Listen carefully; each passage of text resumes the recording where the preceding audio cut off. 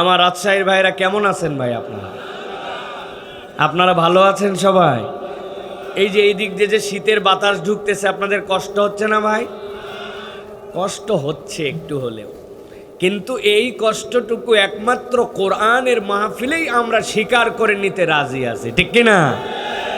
কোরআনের মাহফিল যদি না হতো, যত বড় ডেডিকেটেড রাজনৈতিক মাহফিলই হোক না কেন, আর ভোট যত কাছাই আসুক না কেন, রাত্রে 10:30টার সময় এরকম খেরের বিছানায় 5 থেকে ঠান্ডা খাওয়ায়া লোককে বসানোর জন্য অন্তত পক্ষে মহিলা হলে শাড়ি দেওয়া লাগতো, ছেলে হলে গেঞ্জি, মাথার ক্যাপ, পকেট মানি, গাড়ি ভাড়া, বিরিয়ানির প্যাকেট, তারপরেও লোক নাই। কথা ঠিক কিনা? কিন্তু ব্যতিক্রম মাহফিল একমাত্র কোরআনের মাহফিল, যেই মাহফিলে মানুষকে টাকা দিতে হয় না, উল্টা মানুষ নিজেদের পকেটের টাকা দিয়া মাহফিলকে সফল করে, ঠিক কিনা? এটাই প্রমাণ করে এই দেশ এবং মুসলমানদের কোরআনের সাথে আত্মার একটা সম্পর্ক আছে। অনেকের আমলে ঘাটতি আছে, অনেকের নানান অযোগ্যতা আছে, দিন বুঝার ক্ষেত্রে কমতি আছে, কিন্তু কোরআনের প্রশ্নে, আল্লাহর প্রশ্নে, রসুলের প্রশ্নে আমার দেশের মানুষ একমত, তারা আল্লাহর জন্য জীবন দিতে পারে, ঠিক কিনা? দেখছেন না, মাত্র 32 বছরের বাচ্চা, বয়স কত? 2 বছর আগে কেউ চিনতও না তারে, ঠিক কিনা? মাত্র 16, 17, 18 মাস। ওসমান হাদি এমন ভাবে আল্লাহকে ভালোবেসেছিল, ইসলামকে পছন্দ করেছিল, ইসলামের পক্ষে বলিষ্ঠ কণ্ঠস্বর হয়ে কথা বলতো। এই জন্য 2 বছরে অনেক লিডার 100 বছর বেঁচেছে, কিন্তু তাদের এই ভ্যালু ক্রিয়েট করতে পারে নাই। আল্লাহ তাকে 16-17 মাসে তার কথায় বাঙালির মধ্যে এমন ভাবে, ইমানদারের মধ্যে এমন ভাবে ঢুকিয়েছে, তারা হাদিকে মেরে মনে করেছে জিতে গেছে। তোমরা জিতো নাই, এক হাদি মরে লক্ষ হাদি তৈরির অনুপ্রেরণা তৈরি হয়েছে। হাদি মরে নাই, এই বাংলাদেশ যতদিন থাকবে হাদি ততদিন থাকবে, ঠিক কিনা? প্রিয় ভাইয়েরা, এই জন্য আমাদেরকে কোরআনের সাথে নিজেদের ইজ্জত বাড়াতে চাইলে, নিজেদের সম্মানকে উপরে তুলতে চাইলে, আল্লাহর কাছে প্রিয় হতে চাইলে আপনাকে ইমানের সাথে, ইসলামের সাথে, কোরআনের সাথে, আল্লাহর সাথে, রসুলের সাথে সম্পর্ক রাখতে হবে, ঠিক কিনা? নসেত হয়তো টাকায় বড় হবেন, কিছু পাওয়ারেও যেতে পারেন, কিন্তু 1 বছর 2 বছর করতে করতে হিসাব করছে 30 বছর, তারপরে বলছেন না 30 না 41, তারপরে বলছেন 41 না জীবন, ঠিক রে ভাই? আল্লাহ কি বলছে? আল্লাহ বলছে 36 তারিখ পর্যন্ত। যেই মাসের 36 তারিখ হয় না, লোকজন 36 হিসাব করে। কি ভাই, কথা বলেন, কথা বলেন। ভয় পাচ্ছেন নাকি আপনারা? আরে বিগত 12 বছর ভয় করি নাই, আর এখন আপনি কিসের ভয় আমারে দেখেন? আপনি আমারে, আমি কি নতুন ওয়াজ করতে আসছি নাকি? মিজানুর রহমান আজারি ভাইও রেফারেন্স দিছিল। জুমার মঞ্চে বসে একজন লোক কথা বলে, আব্দুল্লাহ সাইফুল্লাহ ভাই। তো সুতরাং আমি আপনার কাছে কোনো হুমকি দামকি দিতে আসি নাই, কিন্তু বোঝানোর জন্য বলতেছি যে আমি কোরআন সুন্নাহর বাইরে কথা ইনশাল্লাহ বলবো না। কোনো দল পার্টির দালালি করার জন্য আমরা আসি নাই, কোনো দল পার্টি এই মাহফিল আয়োজন করে নাই। এটা এলাকাবাসীর তরুণ সমাজের মাহফিল, এটা কোরআনের মাহফিল, ঠিক না? এখানে ওই পার্টির লোক আছে যে আল্লাহরে পছন্দ করে, এখানে ওই পার্টির লোক আছে যে মুহাম্মদুর রাসূলুল্লাহ সাল্লাল্লাহু আলাইহি ওয়াসাল্লামকে নবী মানে, এখানে ওই পার্টির লোক আছে যে কবরে যাওয়ার পরে আল্লাহর দেওয়া 3টা প্রশ্নের সওয়াল উত্তর দেওয়া লাগবে, এটা বিশ্বাস করে। এখানে ওই পার্টির লোক আছে যারা বিশ্বাস করে কবরে যাওয়াই কেবল শেষ নয়, আল্লাহর সামনে আবার একদিন উঠা লাগবে, ঠিক কিনা? এইগুলো বিশ্বাস না করলে আপনি তাড়াতাড়ি চলে যান, আপনার জন্য কোনো ওয়াজ নেই, অন্যদিন আপনার সাথে কথা হবে, ঠিক কিনা? আর যদি এই পার্টির লোক হন তা তাড়াতাড়ি আসেন, কথা আছে আপনার সাথে আমাদের। মানে ফাও ফাও আয়োজন করা হয় নাই।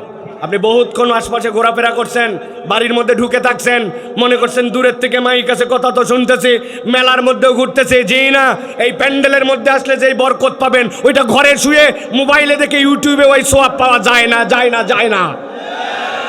এটা আল্লাহর রহমতের রাউটারের লাইন।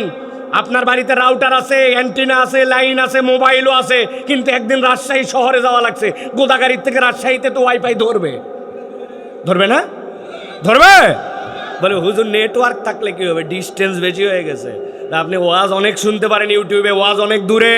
এই রহমতের সামিয়ানার নিচে না আসলে আল্লাহর সাথে কানেকশন করা যায় না, ঠিক না? অথবা আপনারা যারা যে মোটরসাইকেলে তেল খরচ করে আসছেন, দূর থেকে আসছেন, মনে করতেছেন যারা আসে নাই তারাই মনে ভালো করছে। জি না, হিসাব এত তাড়াতাড়ি বরাবর হবে না। আল্লাহ রাব্বুল আমিন আমাদেরকে গেইনার বানাইছেন, ঠিক না? আল্লাহ বলছেন ইসলাম পরাজিত হওয়ার জন্য আসে নাই। হুজুর তাহলে মুসলমানরা যে মার খায়, ঠিক কিনা? যত মার যত বিপদ সবই তো দেখি মুসলমানদের উপরে। আমার আল্লাহ বলছেন নবী আপনি জানায় দেন। আল্লাহ রাব্বুল আমিন নবীর উপর আয়াত অবতীর্ণ করলেন। নবী আপনি বলেন, বাল নাকযিফু বিল হাক্কি আলাল বাতিল ফায়াদমাগুহু ফাইদা হুয়া যাহিক ওয়া লাকুমুল ওয়াইলু মিম্মা তাসিফুন। আল্লাহ বলছেন যেই কোরআন তোমাকে দেওয়া হলো, যে ইসলাম তোমাকে দেওয়া হলো, আল্লাহর পক্ষ থেকে যে ঈমান তোমাকে দেওয়া হলো, নবী আপনি জানান এইটার কাজ কি? আপনার উম্মতের কাছে বলে দেন, বাল নাকযিফু বিল হাক্কি, এই হকটা আঘাত করবে কার উপরে? আল্লাহ বলছেন আলাল বাতিল, সে বাতিলের উপরে আঘাত করবে। কোন জায়গায় আঘাত করবে? আল্লাহ বলছেন ফায়াদমাগুহু, যেমন তেমন জায়গায় আঘাত করবে না। আল্লাহ বলছেন এই বাতিলটা আঘাত করবে তার চেতনায়, তার আদর্শে, তার এমন জায়গায় আঘাত করবে যেই জায়গার পরিবর্তনের কারণে আল্লাহ মুসলমানদের দ্বারা এমন বিপ্লব ঘটাবেন। আল্লাহ বলছেন ফাইজা হুয়া যাহিক, আমি আল্লাহ চ্যালেঞ্জ দিলাম, যেখানে হক আসবে, যেখানে কোরআন আসবে, বাতিল সেই জায়গার থেকে আল্লাহ নিশ্চিহ্ন করে দিবেন। বাতিলকে আল্লাহ নিশ্চিহ্ন করবেন। শর্তটা কি দিয়েছেন? মুফাসসিরে কেরাম ব্যাখ্যা করছেন, আল্লাহ যে বললেন ফায়াদমাগু, ওই আঘাতটা কোথায় হবে? ওই আঘাতটা হতে হবে তার ব্রেনে। আরবিতে দামগুন শব্দের অর্থ আপনার ব্রেন, আপনার চেতনা, আপনার যেখান থেকে আপনার মূল চালিকা শক্তি পরিচালিত হয়। এই আয়াতই প্রমাণ করে বাংলাদেশে যেই মানুষগুলা আসলে মন থেকে পরিবর্তন হয় নাই, ইসলামে আদর্শ দ্বারা পরিবর্তন হয় নাই, যাদের চেতনায় আল্লাহ আল্লাহ রাসূল ঢুকে নাই, ওরা যত বড় শিক্ষিত হয়েছিল এই দেশের জন্য তত বড় চোর হয়েছিল, ঠিক না? আপনি তো বিরাট বড় আনন্দ পেয়ে গেছেন। পাশের মসজিদে একজন জুতা চুরি করছে, ওই দিন আসরের নামাজে ব্যাককল পড়ে নাই, কিন্তু কে জানি যায় বাজারের মধ্যে খবর দিচ্ছে, শোন যে ওই মসজিদ আমাদের এখান থেকে প্রায় আধা কিলোমিটার দূরে, ওই জায়গায় একটা চোর আসরে জুতা চুরি করছে, লোকজন ধরে ওরা গণধোলাই দিচ্ছে। ও বলছে লাগুক 50 টাকার মোটরসাইকেলের তেল, নামাজ না পড়ি তাতে কি যায় আছে, অন্তত পক্ষে গণধোলায় শরিক হই। এরকম কতগুলা লোক চোরের মার দেওয়া দেখলে হাত নিষ্পিস করে দৌড় দেয়, আছে না? না, আপনারা যারা দুপুরে খাইছেন তারা খালি কথা বলবেন, খবরদার রাত্রে খাওয়া লোক আমার সাথে কথা বলবেন না। দুপুরে খাইলে কথা বলবেন, না হলে কথা বলবেন না। রাত্রে খানার লোক খাইছেন কি না খাইছেন আমার হিসাব নাই। এরকম কতগুলা লোক আছে কিনা যেইগুলা যেখানে চোর ধোলাই হয়, গণধোলাই হয়, দৌড়ায় মারার জন্য যায়, আছে না? নাই। কিন্তু হিসাব নিয়ে দেখেন, ওই চোর যে জুতা চুরি করছে, ওই বেটা জুতাই কিনছিল 150 টাকা দিয়ে, আবার 6 মাস পড়ছে। এখন যদি কাউরে বলে 50 টাকা দিচ্ছি সাথে জুতা নিবে না, ঠিক না? কিন্তু ওই 50 টাকা মূল্যমানের জুতা চুরির কারণে হায় রে ধোলাই, যে বেটা নামাজ পড়ে না সেও মারতে যায়। কিন্তু পড়ালেখার স্ট্যাটাস খুঁজলে দেখবেন এই ব্যাককল পড়ালেখায় ঠন ঠন, পড়ালেখা নাই, কিন্তু দেশের টাকায় পড়ে, সরকারি বিশ্ববিদ্যালয়ে পড়ে, এরপরে বিশাল ব্রেন বুদ্ধি খাটায়া বিসিএস হয়ে প্রশাসনিক ক্যাডার দিয়া অনেক উপরে যায়, সচিব হওয়ার পরে অনেক উপরে যায়, বিরাট বড় র্যাঙ্ক ধরার পরে দেশের টাকা হাওয়া করে দিছে, ব্যাংকগুলাকে গায়েব করে দিছে, রাস্তার খোয়া বালু খাইয়া যেই জায়গায় দেওয়া লাগবে রড, তার বদলে বাঁশ দিয়ে এই দেশকে বাঁশ দিছে। এই লোকগুলা একটা অশিক্ষিত নয়, এইগুলা বিরাট বিরাট শিক্ষিত, এইটা প্রমাণিত সত্য। তারে তো আমি মার দিতে পারি না আয়ত্তের বাহিরে, কিন্তু আল্লাহ রাব্বুল আমিন বলছেন মার দেওয়ার একটা সিস্টেম আছে। কেমনে তুমি মার দিবে? পরিবর্তনটা কোন জায়গায় করা লাগবে জানো নাকি? আমি মাঝে মাঝে উদাহরণ দেই বুঝার জন্য, আপনাদের কাছে উদাহরণটা দেই, সারা জীবন মনে রাখবেন। আপনার এলাকায় বিকালবেলা খেলাধুলা করতে করতে 2 ছেলের মধ্যে গন্ডগোলের সাবজেক্ট কি? ওই আবেদন করছে আউট দ্যাট, আম্পায়ার বলছে নট আউট, ওই বলছে আমি জেনুইন দেখছি, ঠ্যাঙে লাগছে, ঠ্যাং স্টেমের বরাবর ছিল, এলবি দিলি না কেন? এই যে এলবি দিছে আর দেয় নাই, এটা নিয়ে গন্ডগোল, এক কথা দুই কথা, স্ট্যাম্প তুলে দিয়েছে একবারই হাত বরাবর। আম্পায়ারের হাত ফাটাইছে, ফাটানোর পর তো ঘাবড়ায় গেছে, ক্রিয়ার দূর তো হওয়ার কথা ছিল না, বাড়িও তো এত দূরে দিতে চাই নাই, কিন্তু লাইগে গেছে। হয় কিনা এরকম? হাত ভেঙে গেছে, রাজশাহী মেডিকেল ভর্তি করেছে, রাজশাহী মেডিকেলে। এরপরে প্লাস্টার করায়, বলছে আজকে যাওয়া যাবে না, আজকে ভর্তি হয়ে থাকেন, আগামীকাল আরেকটা প্লাস্টার করায়, এরপরে চেক করা লাগবে ঠিকঠাক মতো জোড়া লাগছে কিনা, তারপরে বাড়ি 21 দিন পর খোলা লাগবে। ওই ছেলে রাত্রেবেলা শুয়ে আছে, ওরে ব্যথা রে ব্যথা, ভিতরে চুলকাতে পারে না, কিন্তু ব্যথায় কাঁকু করে। পরে ডাক্তার যে ছিল, ওই ডাক্তার তাকে বলছে এমার্জেন্সি একটা ভল্টারিন মেরে দাও। ভল্টারিন মেরে দেওয়ার পরে ব্যথা যখন একটু কমছে, আধা ঘন্টা পরে রাজশাহী মেডিকেলের বেডে শুয়া, বাম হাত গলার মধ্যে ঝুলানো, ডান হাত বালিশের নিচে দিয়া বিছনায় শুয়ে শুয়ে হাসপাতালে ভাবতেছে, আল্লাহ খালি একবার হাতটা ভালো করুক, আর আল্লাহ যদি বাঁচায় রাখে, একবার যদি দিগ্রাম আমার গ্রামে যেতে পারি, সেই বেটা আমার এক হাত ভাঙছে, আল্লাহ বাঁচালো, আর 2 হাত যদি না ভাঙতে পারি, আমি মামুর বেঠাই না। আছে কিনা? গন্ডগোল করতে করতে আরেকজনের ঠ্যাঙ্গে বাড়ি দিয়েছিল, এর গেছে ঠ্যাং ভাঙ্গে, ঢাকা নেওয়ার জন্য বলে দিছে এখানকার মেডিকেল হবে না, স্পেশাল কেস, এটার জন্য নিয়ে চলে যান আপনি ঢাকা পঙ্গু হাসপাতাল। পঙ্গু হাসপাতালে অপারেশন করে বলছে 11 দিন হাসপাতালে থাকা লাগবে। এমনি এমনি না, 5 ইঞ্চির যে ইটগুলা হয়, 2টা ইট গজ কাপড়ের মধ্যে পেঁচায় ঠ্যাঙ্গের মধ্যে দিয়ে দিছে টানা, দেখছেন নি আপনারা? আয় রে ব্যথার ব্যথা, কোঁকায় চিল্লায়। ডাক্তার ইঞ্জেকশন দিছে রাত্রেবেলা, ঘুমের সাথে সাথে, একটু ঘুমানোর আগে আগে একটু ভালো ফিলিংস হয়েছে, 2 হাত মাথার নিচে ঢাকা পঙ্গু হাসপাতালে শুয়ে শুয়া এই বেটা ভাবতেছে, আল্লাহ রে আল্লাহ, বিনা অপরাধে যেই বেটা আমার এক ঠ্যাং ভাঙলো, একবার খালি গ্রামে ফেরত যায়, ওর এক ঠ্যাং, ওর বাপের এক ঠ্যাং, ওর ভাইয়ের এক ঠ্যাং যদি না ভাঙে আমি মরদি না। হাসপাতালের বেডে শুয়ে শুয়ে চিন্তা করা যাবে কিনা? বুঝে থাকলে বলেন যাবে কিনা? কিন্তু গন্ডগোল বাজছিল, গন্ডগোল বাদে একজনের হাত ভাঙছে, আর একজনের পা ভাঙছে।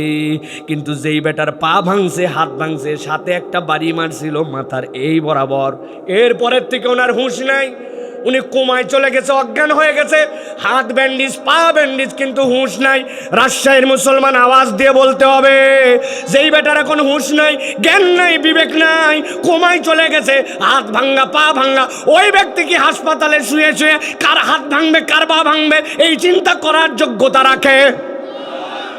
আমার আল্লাহ বলছেন, ভালো করে বুঝে নাও, বাল নাকযিবু বিল হাক্কি আলাল বাতিল ফায়াদমাগুহু ফাইযা হুয়া যাহিক ওয়া লাকুমুল ওয়াইলু মিম্মা তাসিফুন।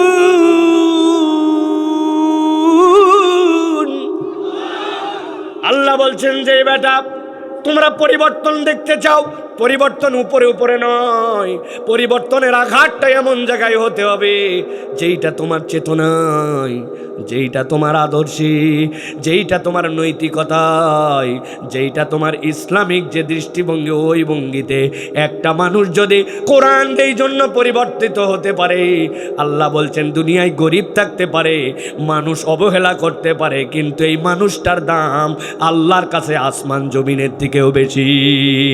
ঠিক না? আল্লাহর নবীর একজন সাহাবী ছিলেন হযরত আব্দুল্লাহ ইবনে মাসউদ রাদিয়াল্লাহু তাআলা আনহু, নাম শুনছেন? ছোট্ট একটু মানুষ, লম্বা নয়, ছোট সাইজের মানুষ, একবারে পিচ্চি মানুষ, যতটুকু পিচ্চি মানুষই হন তার থেকে বেশি তার পাগুলা ছিল আরো চিকন চিকন। অনেক মানুষ আছে এরকম, বয়স হয়ে গেছে কিন্তু বোঝা যায় না, এরকম চিকন চিকন মানুষ আছে না? আমি বহুদিন আগে একবার হজে গেছি, যাওয়ার পরে দেখি মক্কা শরীফের রাস্তায় 2 পাশে 2 জন লোক, 2টা হাত একজনের ধরছে, ওই বেটা বাম হাত দিয়ে তার ডান হাত, আর এই বেটার বাম হাত দিয়ে ধরছে তার ডান হাত, 2 জন মিলে একজনকে নিয়ে যাচ্ছে। আমরা অনেক সময় বাপ মা মিলায়া হাঁটলে যদি বাচ্চা ছোট থাকে, এরকম ছোট বাচ্চাকে 2 হাত ধরে নিয়ে যায় কিনা? আমি মনে করলাম, আহা কি সুন্দর রে, এরা 2 জন মিলে তাদের ছোট একজন সাথী আছে, তাকে নিয়ে যাচ্ছে হারামের দিকে নামাজ পড়ার জন্য। পেছনে দেখতেছি আর ভাবতেছি আর আনন্দিত হচ্ছে, একদিন আমার বাচ্চা কাচ্চাকে এরকম নিয়ে আসবো, এই ভাবতে ভাবতে একটু পা চালাই গেছে, ওরা ধীরে ধীরে যাচ্ছে। যাওয়ার পরে চিন্তা করলাম, দেখি তো বাচ্চাটার চেহারা কেমন, ঘুরে দেখি ডানেরটা হচ্ছে মোটামুটি কাঁচা দাড়ি, বামেরটার দাড়ি উঠে নাই, আর মধ্যে যেইটা নিয়ে যাচ্ছে ওইটার দাড়ি পাইকে ঝুনঝুনা পুরা। আমি মনে করছি এইটার বাচ্চা কাচ্চা, কিন্তু আমি যাই দেখি এইটা বয়স হয়ে গেছে। হযরত আব্দুল্লাহ ইবনে মাসউদ দেখে বোঝা যেত না, কিন্তু তার বয়স হয়েছে। আল্লাহ নবী সাল্লাল্লাহু আলাইহি ওয়াসাল্লাম বললেন, মাসউদ আমার জন্য একটু মেসওয়াক পাড়তে পারবা কিনা? হযরত আব্দুল্লাহ ইবনে মাসউদ দৌড় দিছেন, নবীর জন্য কুরবানির জীবন দিয়ে দিতে পারি, আর মেসওয়াক পাড়তে পারবো না কেন? আল্লাহ নবীর জন্য মেসওয়াক পাড়ার জন্য একটা ডাল লাফ দিয়ে ধরছেন, ধরার পরে চিকন একটা ডাল থেকে কাঁচা মেসওয়াক আল্লাহ নবীর জন্য এনে দিবেন। যেই না উনি একটু উঁচু হয়েছেন, উনার পাগুলা আরো উঁচু হয়ে গেছে। ছোট মানুষ, সাথে সাথে পাগুলা এত চিকন, লোকটার বয়সে তো কিন্তু পাগুলা চিকন চিকন শিশুর মতো। সাহাবায়ে কেরাম এটা দেখে হা হা করে হাসতে শুরু করছেন। একজন আরেকজনকে বলছে, দেখ দেখ কি সাইজ, সাইজের মধ্যে হয় না কবুতর মনে হয়। আল্লাহ নবী সাল্লাল্লাহু আলাইহি ওয়াসাল্লাম বললেন, খবরদার খবরদার এই কথা বলো না। এই মানুষটা ছোট, পাগুলা তোমরা দেখতেছো কঙ্কালসার, কিন্তু আমি নবী বলতেছি মিজানের পাল্লায় যদি এই দুটা পা তুলে দেওয়া হয়, এই পা দুটার ওজন আসমান জমিনের চেয়ে বেশি হয়ে যাবে। এই জন্য আল্লাহ বলছেন পরিবর্তনটা কি দিয়ে হওয়া লাগবে? কোরআন দিয়ে হওয়া লাগবে। আপনার চেতনা যদি এই পরিবর্তন হয়, আল্লাহ বলতেছেন আমি আল্লাহ গ্যারেন্টার হলাম, ফাইদা হুয়া যাহিক, এইটা ধ্বংস করে দিবে। আল্লাহর পরে সাবধান করতেছেন, মুখ সামলাও। ওয়ালাকুমুল ওয়াইলু মিম্মা তাসিফুন, তোমরা অনেকেই আল্লাহর কোরআন নিয়ে, আল্লাহর বিধান নিয়ে পণ্ডিতি করো, খবরদার মুখ সামলায় কথা বলো, হুঁশ করে কথা বলো, নচেত কিন্তু খবর আছে। অনেকেই আছে দেখবেন আল্লাহর বিধান নিয়ে ক্রিটিসাইজ করে, আল্লাহ রাব্বুল আলামিনের বিভিন্ন আহকাম নিয়ে তার ভরসা পায় না। তারা বলে 1450 বছর আগে চলতো, এখনকার বাংলাদেশে ওটা ফিট করে না। আরে ভাই রাখ রাখ, এটা অমুক দলের কথা, এই জন্য আমরা মানতে পারি না। অথচ সে জেনে বুঝে বলে এটা আল্লাহর কোরআন, আল্লাহর বিধান, কিন্তু তার বিভিন্ন স্বার্থের পক্ষে আসতে পারে না, উল্টা কথা বলে। আল্লাহ বলছেন ওয়ালাকুমুল ওয়াইলু মিম্মা তাসিফুন, এই কথা বলার আগে দুইবার ভাবিও। ঠিক না? এই জন্য প্রিয় ভাইরা, আজকে আজ যে আয়োজনে আমরা এসেছি বসেছি, এটা আমাদেরকে বিজয়ী করার আয়োজনে আনছে, ঠিক কিনা? যদিও রাত একটু গভীর হয়ে গেছে, আমি যেখানেই যাই বলি যে আমাকে ভাই, আমি দীর্ঘ কথা বলি যেহেতু, আমার ভাইদের জন্য আমার অন্তত পক্ষে 9টা থেকে 9:30 দিবেন, আমরা 11টার মধ্যে মাহফিল শেষ করে দেব। তাহলে এটা একটা আজিম উৎসান চমৎকার আয়োজন হয়, কিন্তু কেউ কথা রাখে না ভাই। দাওয়াত নেওয়ার সময় একবারে টন টন করে বলে, হুজুর আপনি যা বলবেন তাই, কিন্তু আনার পরে খবর নেই। প্রিয় ভাইরা, এই জন্য আলোচক ভালো অনেক লাগে, কিন্তু বেশি আলোচক ভালো না। এসার পরে বাস আপনাদের এসে 7:30 হয়ে গেছে, এখন কত বাজে আপনি চিন্তা করেন। এসার থেকে একজন যদি 9টা পর্যন্ত বলে, বাকি একজন বলে 11টায় শেষ, কোনো কথাই পূর্ণ হয় না। হুদামিসা আমরা মানুষের ডেকে নিয়ে আসে, শুধু কষ্ট দেয় অনেক সময়। সুতরাং আমাদেরকে এগুলো চেক অ্যান্ড ব্যালেন্স করতে হবে। 11টার পরে মাইক ব্যবহার করা, দূরে শব্দ হওয়া, এটা সামগ্রিকভাবে ইসলামের সৌন্দর্য নয়। তো আমরা যেহেতু যেভাবেই হোক, আমার তরুণরা কিন্তু অনেক কষ্ট করে আয়োজন করছে, ঠিক না? এই আয়োজন করতে অনেক ঠেলা আছে, যত সহজে ঠিক বলতেছেন এত সহজে ঠিক হয় নাই। আর আমাদেরকে দাওয়াত দেওয়ার জন্য যে কষ্ট করে আপনি চিন্তাই করতে পারবেন না, আপনি হিসাবের মধ্যে নিতে পারবেন না। এরা অনেক মহব্বত করে নিয়ে আসছে। তা আমরা ইনশাআল্লাহ, আমি দীর্ঘ ভূমিকা আর দিব না, আমার কথাবার্তার ভূমিকা মোটামুটি শেষ। আমার দীর্ঘ কথা থাকে, কিন্তু আজকে সংক্ষেপ করলাম। আমরা কিছু কথা কোরআন থেকে শুনতে চাই, রাজি আছেন ইনশাআল্লাহ? আপনারা আছেন তো ভাইয়েরা? তবে আপনাদের জন্য একটা আনন্দের সংবাদ আছে, সেটা হচ্ছে যাদের বয়স আপনাদের এখানে 40-এর উপরে, আপনাদের জন্য গণছুটি, আপনারা চলে যেতে পারেন। যারা মুরব্বী হয়ে গেছেন, আপনাদের জন্য কোনো ওয়াজ হবে না আজকে। যা ওয়াজ হবে 40-এর নিচে যেইগুলা তরুণ যুবক, আগামীর বাংলাদেশ যারা, তাদের জন্য ইনশাআল্লাহ। তো আমার চাচারা, আপনারা যাই মনে হয় সুখ করতে পারবেন না, কারণ চাচি আম্মারা শুনলাম যে পরিমাণ আসছে, উনারা পরে আসার সময় বাড়ি চাবি দিয়ে আসছে। আপনি যাইয়া খলাত বসে থাকা লাগবে, বারান্দায় বসে থাকা লাগবে, তার চেয়ে এখানে বসা ভালো, ঠিক না? তাহলে আপনারা কোরআনুল কারীম থেকে কিছু কথা শুনতে রাজি আছেন ইনশাআল্লাহ? দেখি কারা কারা রাজি আছেন, একটু দুহাত উঁচু করে একটু আল্লাহকে দেখান দেখি। আরে থামেন থামেন, আগে থামেন, হাত সোজা করছেন সবাই, হাত নামান হাত নামান। আগে ওই যে আপনারা লেপ কম্বলের ভিতরতে হাত বাইর করেন, চাদরের ভিতরতে হাত বাইর করেন, আগে হাত বাইর করেন, তারপরে হাত তোলেন আমার সাথে। হাতগুলো সব বের হয়েছে আপনাদের? বের হয়েছে সব? এবার একটু টান টান করে শার্ট করে হাত তোলেন, একটু করছেন সবাই? হাতগুলা সোজা হয়েছে, সোজা হয়েছে। মুরব্বীদের জন্য সব মাপ, কিন্তু তরুণ ইয়াং যারা আছো হাতটা টান টান করে সোজা করা। আরে আমাদের এই মুরব্বী আলহামদুলিল্লাহ, হুজুর যদি সোজা করতে পারে আপনি পারেন না কেন? আর সোজা করছেন সবাই? এবার গলাটা পরিষ্কার দেন, হয় নাই, ভালো করে দেন। এবার হাতটা একটু নড়াচড়া দেন। ওই পিছনে যেগুলো পকেটে হাত দিয়ে আছেন আপনারা আমাদের সাথে না? পাশের জন মাফলার কি হলো, হাত বার করেন। ইয়াং ছেলে একবারে আমাদের, হাত সোজা করেন। সোজা করছেন, এবার হাতটা নড়াচড়া দেন, নড়াচড়া জোরে জোরে দিয়ে একটু শার্ট করে হাত তোলেন, হাত তোলেন, তুলছেন। গলাটা এবার ফাইনাল পরিষ্কার দেন। সামনে না, সামনে তো পরিষ্কার আছে, পেছনে হাত সোজা হয়েছে। এবার বুক বরাবর হাত নেন, এই বরাবর নেছেন। এবার আসমান জমিন মুখরিত করে এই মাহফিলের ইতিহাসে, আজকে গোদাগাড়ির মাহফিল, আপনার মাহফিল অংশগ্রহণ করে মাহফিলের ইতিহাসে আমরা একটা তাকবীর দিতে চাই। পারবো ইনশাআল্লাহ? পারবো ইনশাআল্লাহ? এমন একটা তাকবীর দেব ইনশাআল্লাহ, আল্লাহকে খুশি করার জন্য, নিজের জবানকে আল্লাহর জন্য নিমজ্জিত করার জন্য একটা আওয়াজ দিয়ে তাকবীর দিতে হবে। পারবেন ইনশাআল্লাহ? যারা পারবেন তারা আল্লাহুম্মা আমিন বলেন, আর যারা পারবেন না তারা আল্লাহুম্মা আমিন বলেন। স্টেজেও আছে একজন পিছনে, এটা বুঝে না বুঝে? হ্যাঁ, নাকি সত্যবাদী এরা? হ্যাঁ সত্যবাদী না, যে হুজুর আগেই বলছি দিতে পারবো না। ওই দিনাজপুরে আমি একবার মাহফিলে গেছি ভাই, যাওয়ার পরে শীত তো কি শীত, মানুষ জমে গেছে, ক্ষীর জমে ক্ষীর, কিন্তু লোকারণ্য চিন্তা করলাম একটুখানি গরম করে দেই মানুষগুলাকে। বললাম আল্লাহর জন্য যে জবান আল্লাহ দিছেন, দ্বীনের জন্য, ইসলামের জন্য, ইমানের জন্য একটা ইমান জাগানিয়া তাকবীর দিতে হবে। যারা যারা পারবেন সকলে রেডি হন, দিয়ে টিয়া পাম পট্টি দিয়ে লিল্লাহে তাকবীর। সামনে এক মুরব্বী বসা ছিল, উনি এত ফামের পরে উত্তর দিছে আল্লাহ।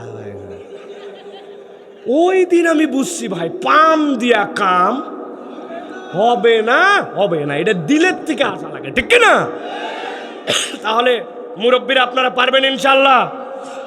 রেডি সবাই? বুক বরাবর হাত। আমি যখন বলবো লিল্লাহে তাকবীর, হাত দুটো আসমানের দিকে ছুড়ে দিয়ে বলতে হবে আল্লাহু আকবার। পারবেন ইনশাআল্লাহ? আজকের এই তাকবীর যারা মিস করবে ওরা আগামী 1 বছর পস্তাবে ইনশাআল্লাহ, ঠিক আছে না? রেডি সবাই? দেখি এবার একটু তাকবীর দেন। লিল্লাহে তাকবীর, লিল্লাহে তাকবীর। আল কোরআনের আলো, আল হাদিসের আলো,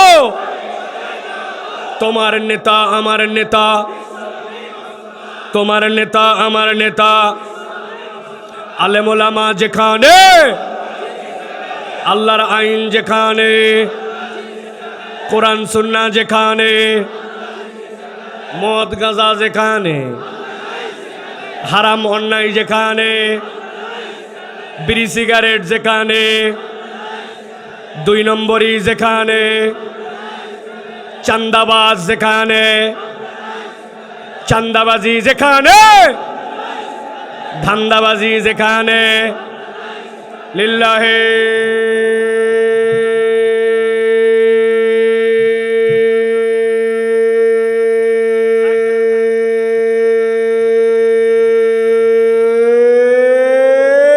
তাকবীর। মাশাআল্লাহ, শয়তান আছে আর আপাতত এলাকা ছাড়া, ঠিক কিনা? আল্লাহু আকবারের স্লোগান শয়তান পছন্দ করতে পারে।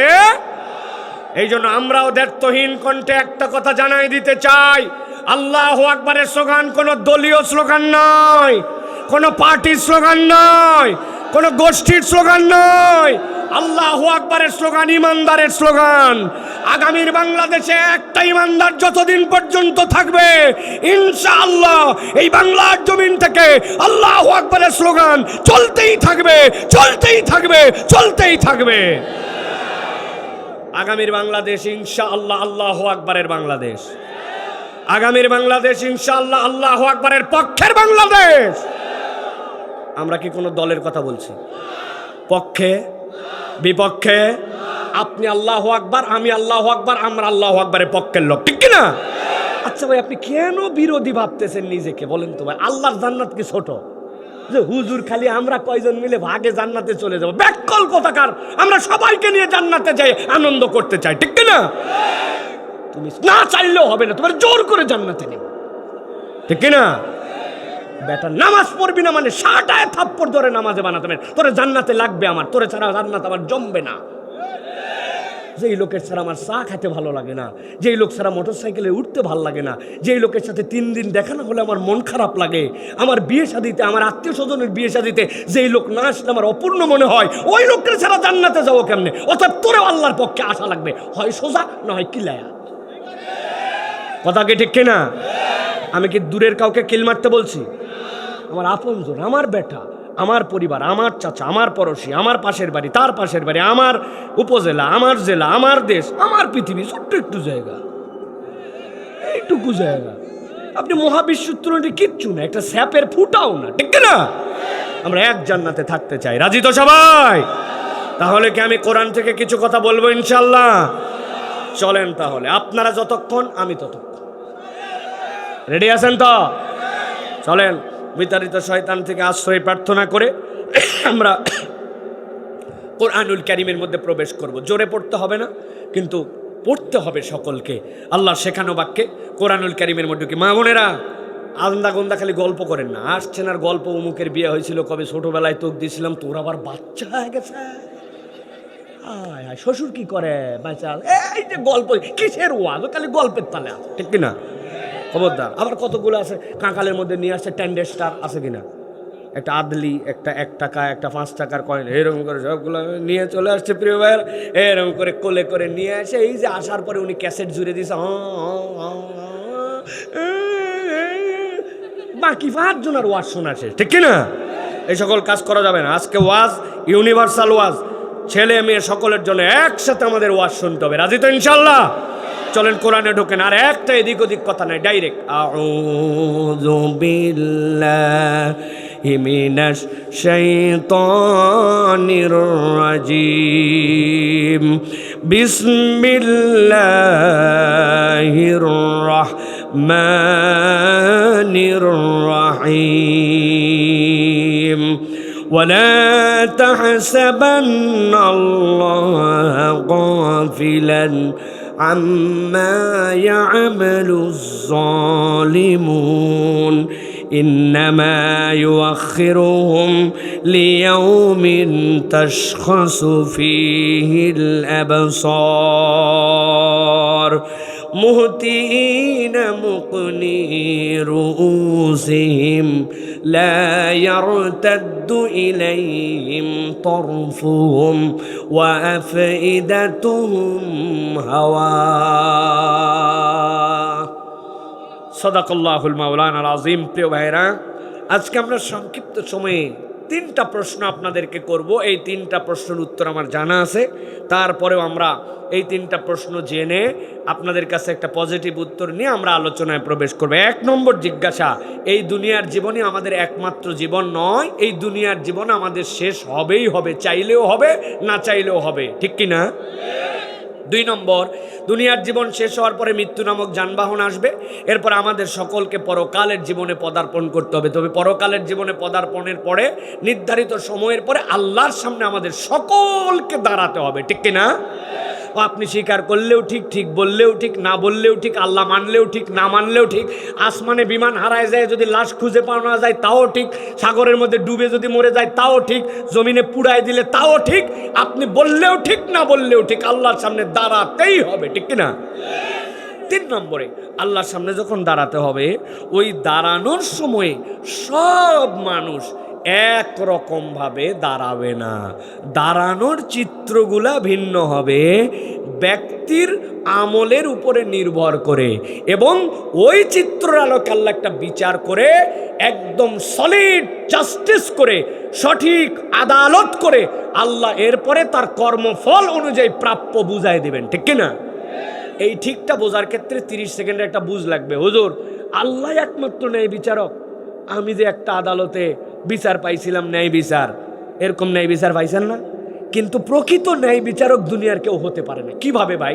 দেখেন, আপনাকে একটা হিসাব দেই। কোনো একটা লোক ধরেন 3টা লোককে মেরে ফেলছে, এরকম মার্ডার কেসের আসামি আছে না ভাই? ধরা পড়ে গেছে, পুলিশ ভালো চার্জশিট দিছে, বিচারক ন্যায় বিচার করছে, সাক্ষী সবুত পর প্রমাণ হয়েছে, তারে ফাঁসি কাস্টে ঝুলাই হত্যা করার জন্য আদেশ দিয়ে দেওয়া হয়েছে। কোনো একদিন রাত 12:01 ফাঁসি দিয়ে দিয়েছে। এখন যেই না ফাঁসি হয়েছে, ওই ফাঁসির খবর শোনা মাত্র যেই লোকের বাপকে মারছিল ওই লোক খুশি হয়েছে যে আর কিছু না হোক, আমার বাপ হত্যার বিচার, আজকে তার ফাঁসি হয়েছে পাইছি। সে খুশি, খুশি হওয়া স্বাভাবিক কিনা? খুশি।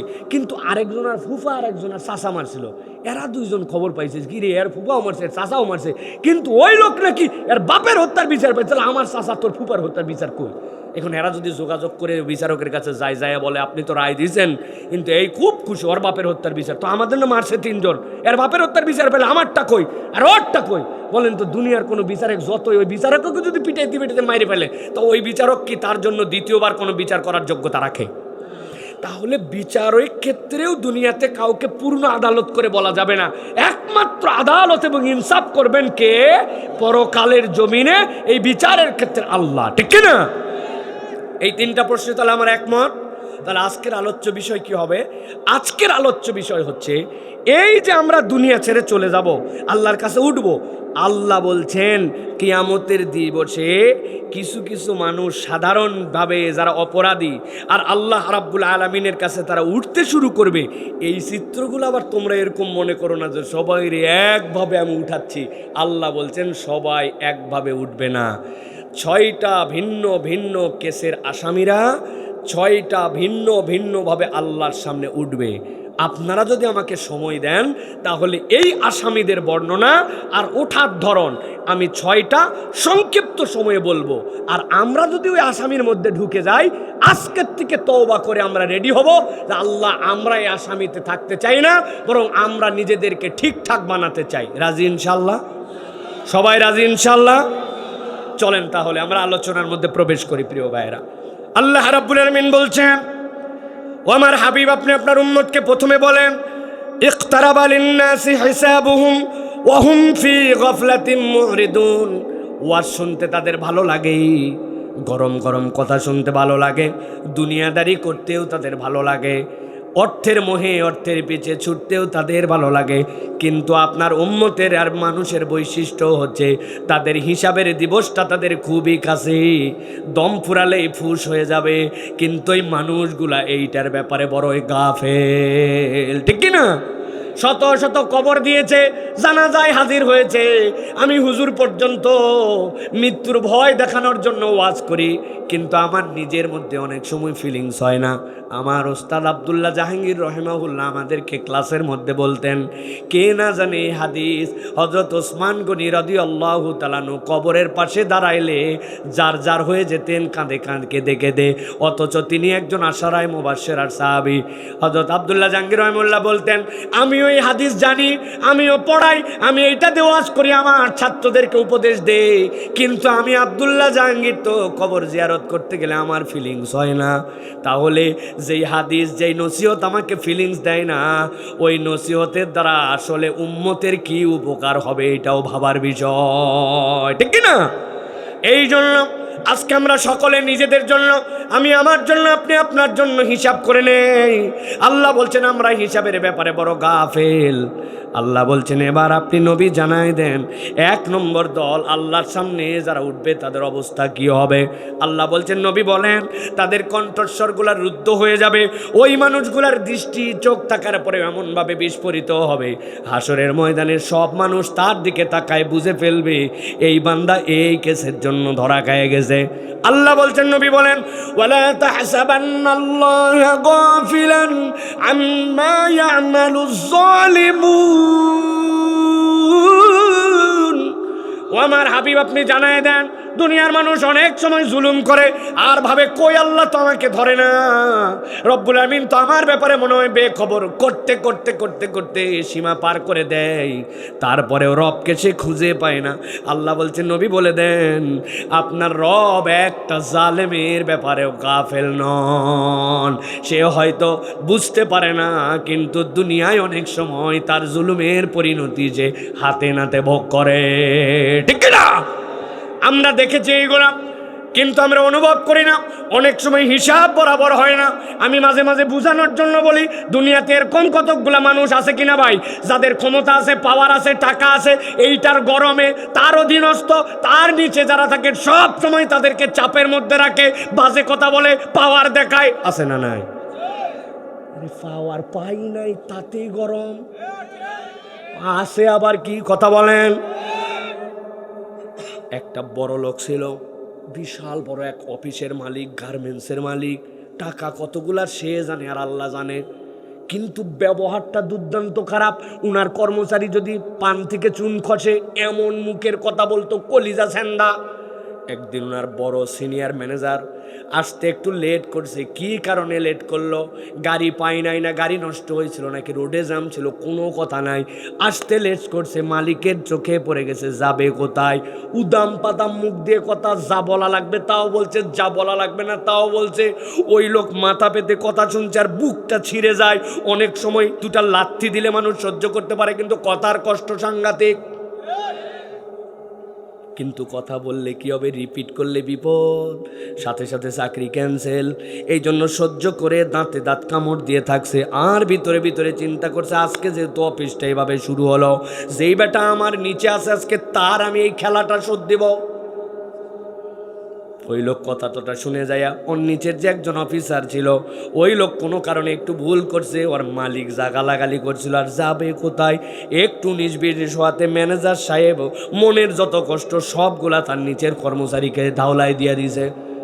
কর্মচারী চিন্তা করছে, অন্যদিনও তো ভুল কম বেশি হয়, কিন্তু আজকে আমার সিনিয়র অফিসার আমার সাথে এরকম আচরণ করলো, ম্যানেজার এরকম করলো, কিন্তু কিছু বলার নাই, বললেই তো চাকরি নট। যেই লোক এইরকম করে কথা শুনছে, ও সহ্য করছে আর চিন্তা করছি, আজকে আমার নিচে যেইটা আছে, যে কথা ম্যানেজার বলছে, আল্লাহ মাসালে তারে শোধ দেওয়া লাগবে। তাকায় দেখে ওর পদের নিচে তো কোনো পদ নাই, একটাই পদ আছে, কেবল দারোয়ান। বের হওয়ার সময় চিন্তা করছে, দেখি তো আজকে দারোয়ানকে কি বলা যায়।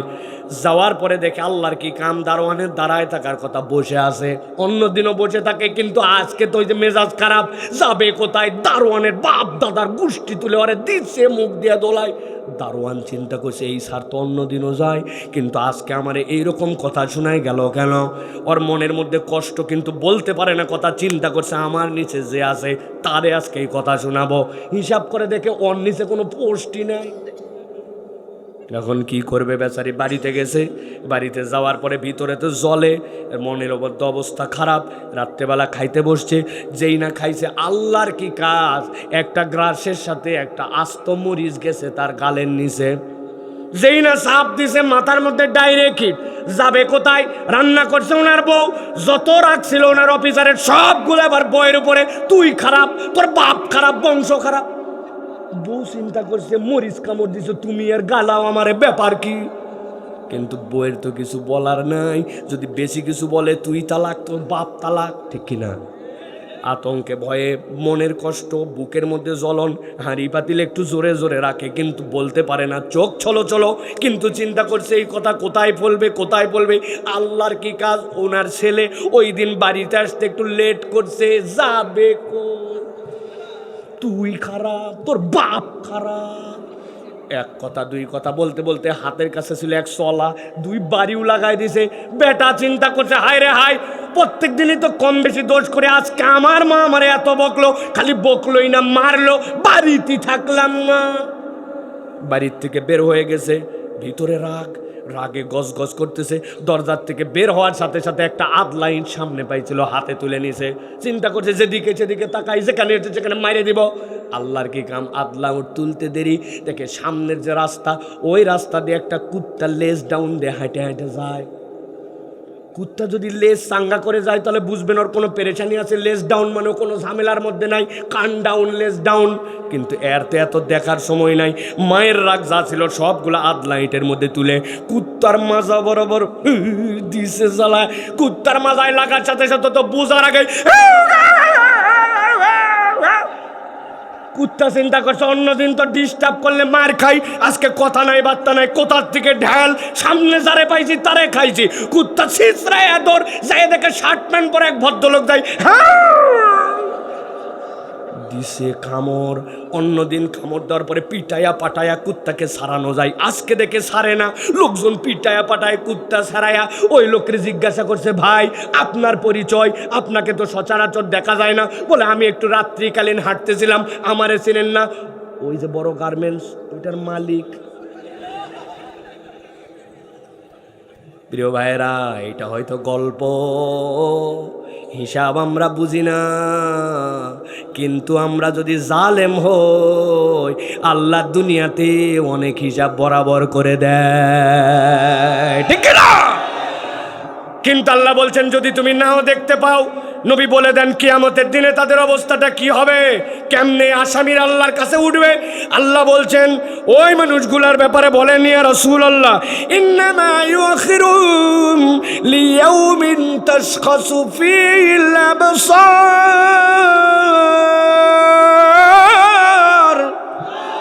নবী আপনি বলে দেন কিয়ামতের দিনে যেই না তারা আসবে, সব মানুষের মতো তাদের চোখ হবে না, তাদের চোখগুলা কোঠর থেকে বের হয়ে যাবে। আল্লাহু আকবার। লোকজন তাকায় বুঝবি এইটার চোখের থেকে কোঠর বের হয়ে গেছে, এইটা ভিন্ন রকম আসামি। আল্লাহ বলছেন এইটুকুই নয়, মুহতিনা মুকনির উসিহিম, একদল ফেরেশতা আসবে, কাঁধের মধ্যে বাড়ি দিবে, দেওয়ার সাথে সাথে তাদের ঘাটটা এরকম ফিক্সড হয়ে যাবে, লা ইয়ারতাদ্দু ইলাইহিম, আর ডানেও ঘুরবে না বামেও ঘুরবে না। আল্লাহ বলতেছেন তারা আর কাঁধ ফিরাতে পারবে না, মাথা ফিক্স, চোখগুলা বিস্ফোরিত। আল্লাহ বলছেন এই দুইটাই কেবল আযাব নয়, তাদের চূড়ান্ত আযাব হচ্ছে ওয়াফিদাতুম হাওয়া। আল্লাহ তাদের অন্তরের মধ্যে এমন হতাশা ঢুকাই দিবেন, এইটা দুনিয়ার কোনো হতাশার সাথে তুলনা করা যাবে না। মুফাসসিররা ব্যাখ্যা করেছেন ওয়াফিদাতুম হাওয়া মানে জানো, আল্লাহ এক শ্রেণীর মানুষকে কিয়ামতের দিনে ডাক দিবেন, এদিকে আসো, আল্লাহর কাছে চলে আসবে। আল্লাহ একটা চাদর দিয়ে ঘেরাও দিবেন, বলবেন তোর আমল নামার মধ্যে 3টা গুনাহ নাই, শিরিক নাই, বান্দার হক নষ্ট করা নাই, জুলুম নাই, কিন্তু দেখতো ছোটবেলায় এই গুনাহ করছিলি কিনা, মিথ্যা বলছিলি কিনা, এই অপরাধ আছে কিনা। বান্দা মাথা নিচু করে থাকবা, আয় হায় হায় আমার তো মনেই ছিল না এরকম গুনাহ দেখে আমল নামার মধ্যে আছে। ফজরের নামাজের পরে যাচ্ছিলাম রাস্তার পাশে, দেখি এক বাড়ির মধ্যে থেকে এত বড় বড়ই বেরিয়ে আছে, ওরে সুন্দর বড়ই। আমি যাচ্ছিলাম প্রাইভেটে, একটা ঢেল তুলে মারে দিছে, ঝরঝর করে কুল পড়ছে, ওখান থেকে 2টা কুল মুখে দিছে, 2টা পকেটে। এ কথা তো আমি ভুলে গেছি, কার আম খাইছিলাম, কার বাগানের মধ্যে চুরি করছিলাম, কার বাড়ির থেকে হয়তো বা একটা এটা ওটা নিয়ে ফেলছিলাম, আমার তো মনেই নাই, ঠিক কিনা? কিন্তু আল্লাহ বলেন এইগুলো আছে, বান্দা মাথা নিচু করে থাকবে। আল্লাহ বলবেন ঘাবড়াস না, আমি হচ্ছি তোর জন্য সাত্তারুল উয়ুব, তোর একটা দোষও প্রকাশ করি নাই। যা বান্দা যা, ইমানের বদৌলতে আর 3 গুনাহ না থাকার কারণে তোর গুনাহ গোপন রেখে আমি আল্লাহ মাফ করে দিলাম। সোজা ডান দিক দিয়ে দৌড় দিয়ে ডাইরেক্ট জান্নাতে চলে যা। সুবহানাল্লাহ। ওরা কারা হবে? আল্লাহ কোরআন খোলার ব্যাপারে কোরআন খোলার সাথে সাথে তাদের পরিচয় দিয়েছেন, আলহামদুলিল্লাহি রাব্বিল আলামিন আর রহমানির রহিম।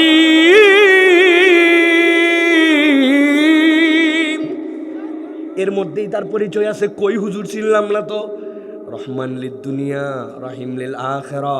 পৃথিবীর সব মুফাসসির ইমাম সুদ্দি সহ এটার জন্য আলাদা চ্যাপ্টার তৈরি করেছেন। তারা বলতেছেন আল্লাহ রাহিম দ্বারা ওই ইমানদারদের প্রতি দয়া করবেন। কোরআন খুলে জানায় দিয়েছেন যেই মানুষগুলা ইমানটা কেবল ঠিক করে আল্লাহর কাছে আসতে পারবে, আল্লাহ তাদের জন্য রাহিমের ঝাঁপি খুলে দিবেন। ওই বান্দাদেরকে মাফ করার জন্যই আল্লাহ রাহিম নিজের নাম রেখেছেন। কিন্তু ওই দিন যাওয়ার পরে যারা জালেম হিসাবে উঠবে, আল্লাহ বলছেন ওয়াফিদাতুম হাওয়া, তাদের অন্তরের মধ্যে এমন হতাশা ঢুকে যাবে, ওরা বুঝে ফেলবে আমাদের বাঁচার কোনো উপায় নাই। এই আসামি কারা? এই আসামি হচ্ছে তারা দুনিয়ায় যারা জুলুম করেছিল, জুলুমের হিসাব বরাবর করে নাই, মনে করছে এটা আমি করতেই পারি, এটা আমলেও নেই নাই। এরকম মানুষ আমাদের মধ্যে আছে না নাই? হুজুর আমি তো কোনোদিন বিচারকই ছিলাম না, আমি তো কোনোদিন 10-12 বছরের ক্ষমতার পার্টিতেই ছিলাম না, অথবা আমি কেমনে জালেম হয় না। জুলুমের বুঝ আপনি বুঝে নেন। ইয়া রাসূলুল্লাহ এটা আমার ছেলে, হাযা ইবনি উহিব্বুহু, আমি তাকে বেশি ভালোবাসি। ইয়া রাসূলুল্লাহ, আমি তার জন্য একটা গোলাম সিলেক্ট করছি, তার যেন দেখভাল করে। নবীজি জিজ্ঞাসা করলেন, তোমার কি আর ছেলে পেলে আছে? অনেকগুলা, সকলের জন্য দিছো? না। আল্লাহ নবী বললেন, সকলকে দাও অথবা তারটা ছুটাই নাও, বেইনসাফ করো না। এক সন্তানকে ভালোবেসে একজনের জন্য গোলাম দিছো, তার খাদেম দিছো, বাকিদের দাও না, এটা জুলুম। অনেক পিতা আমাদের মধ্যে আছে সন্তানের প্রতি জুলুম করে, ছেলেদের জন্য জমির ভাগ বরাবর করে দিয়েছে, মেয়েদেরকে বঞ্চিত করছে। এত বড় দাড়ি, একামতের দিনের কর্মী। কথা বলেন, হিসাব বুঝেন আপনি, হিসাব বুঝেন মুরব্বী। ফজরের নামাজ পড়ে বলছে, কই যান চাচা? আমি একটু মাঠে যাচ্ছি। কি জন্য এত সকালে? রোদ উঠলে কাজ করতে পারি না, মুরব্বীর ধান্দা ভিন্ন। উনার সাথে যার জমির আল লাগানো, ওই পারের লোক এখনো আল কাটে পারে নাই। উনি ওই লোকের আল কাটার আগে আল কাটার নাম করে ফজরের অজুহাত দিয়ে নানান কথা বলে উনি সুন্দর করে চারাঙ্গুল ঠেলতে চায়। এরকম মুরব্বী এলাকায় নাই। কারা কারা হাত তোলেন। আপনি মনে করছেন বাবা আমার আপনার যে জমির কতটুকু খাজনা দিয়েছেন, কতটুকু খারিজ, কতটুকু আপনার লিখিত দলিল সব জানেন, কিন্তু আপনি এটাকে জুলুম মনে করেন না। কিয়ামতের দিনে যাওয়ার পরে কিন্তু বাম্পার ধোলাই হতে পারে, ঠিক না? সুতরাং আপনি কেবল রাষ্ট্রের জুলুমের খবর নেন। আপনি কেন প্রশাসন কি করলো, সরকারি দল কি করলো, বিরোধী দল কি করলো, পুলিশ কি করলো, ওইটার হিসাব তো আছেই।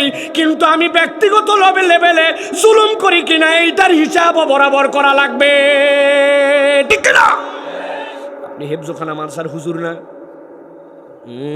আপনি ব্যক্তিগত রাগ, বইয়ের উপরের রাগ, মন খারাপের রাগ, মেজাজ খারাপের রাগ, শরীর চলে না রাগ, বেতন অনেক দিন পাই না এইগুলার রাগ। আপনি আপনার মাদ্রাসার ছাত্রের প্রতি সবক না দিলে উদাম পাদাম ধোলাই দেন। আছে আছে, ভালো করে হুজুর শোনেন। আপনি আমিও হুজুর, একই লাইনের মানুষ।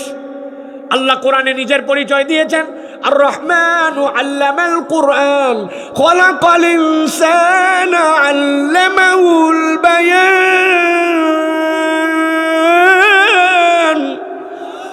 আল্লাহ বলছেন আমার অনেক পরিচয় আছে, লিল্লাহি আসমাউল হুসনা।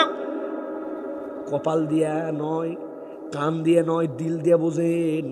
আল্লাহর নাম কাহার, আল্লাহর নাম জব্বার, আল্লাহর নাম ওয়াহাব, আল্লাহর নাম জুল জালালি ওয়াল ইকরাম। পাওয়ারফুল এক একটা নাম, শাদীদুল ইকাব।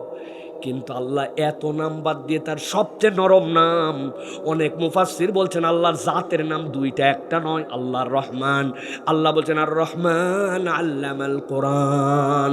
যিনি কোরআন শিক্ষা দিচ্ছেন তিনি নিজের পরিচয় দিয়েছেন রহমান। অতএব কোরআন শেখানোর জন্য কাউকে রাম ধোলাই দেওয়া, পিটন দেওয়া, নিজের মনের ক্ষোভ তার উপরে ঝাড়া। আপনি মনে করছেন কোরআন শিখাই যাচ্ছে, আমি হুজুর মানুষ, আমার জুলুমকে ধরে কে যাওয়ার পরে টের পাবেন আল্লাহর মায়ের কি জিনিস। ভালো করে বুঝেন, ভালো করে বুঝেন, দীর্ঘ করার সুযোগ নাই। এক নম্বরে আমাদেরকে নিজের থেকে প্রতিশ্রুতি দিতে হবে, আমার জায়গা থেকে আমি কখনো জুলুম করব না, ঠিক কিনা? কত যে টোটা ফাটা জুলুম করি আপনি হিসাব করতে পারবেন না। আমার তো ভিতরে খিলবিল করে বলার জন্য বলবো দু একটা।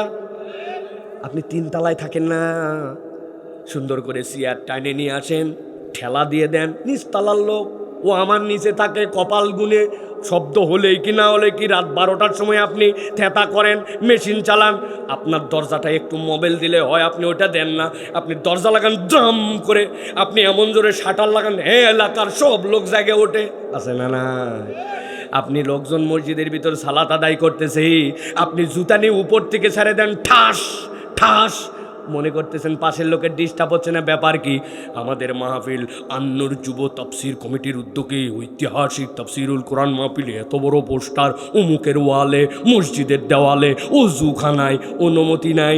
আপনি মনে করছেন মাহফিলের পোস্টার লাগাচ্ছে, বিরাট সোয়াব। ওই লোক তার ব্যক্তিগত ওয়াল ব্যক্তিগত রঙে করছে, 10 জনের টাকা দিয়ে মসজিদের ওয়াল রং করা হয়েছে। আপনি কেমনে এটা লাগালেন? আপনি আল্লাহর কাছে যদি আল্লাহ ধরে তো জুলুম করছেন।